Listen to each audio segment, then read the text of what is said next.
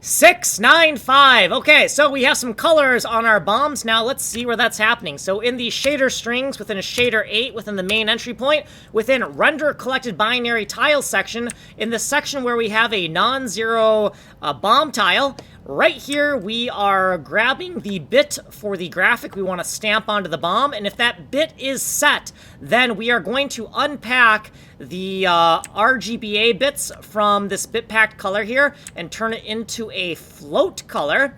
And then we're going to mix that float color with gray to get a pulse. So the output frag color is going to be a mix of the bomb color coding, which is like orange or yellow or cyan or whatever the fuck. And we're going to mix it with some gray, and we're going to use the sine function to make a pulsing effect that mixes between gray and a fully saturated bomb hue, right?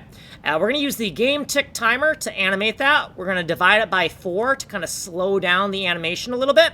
So we want this to kind of look like it's something like, ooh, we can interact with it, but not like, ooh, it's about to fucking explode. And if it's flashing really fast, that's like, oh my god, it's about to explode kind of a thing. So we want it to pulse slowly and be kind of color-coded. That's what we kind of have.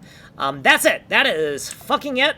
Right? All we've done is added the color coding to the bombs, and we have animated that color. That is all we've fucking done.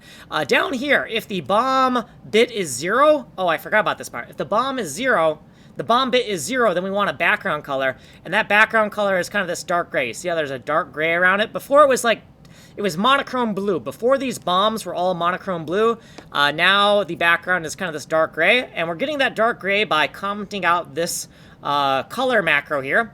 And we're going to take a float vec4 and we're going to put 0.1, 0.1, 0.1, right? A dark gray for RGB. And then we're going to use 1.0 for the alpha channel. And that's going to give us a output fragment color for the body color of the bomb. Okay, now we're really fucking done. Here's what we did previously. We have our footnotes down here, what we did in this video. And if you want a more in-depth explanation of this code, go to this playlist on Ninja Coder. You are on the advanced playlist on Kanji Coder. If you just want technical demos, this is like the how it's made of game engine design right here. Source code is here. Like and subscribe. I am fucking out.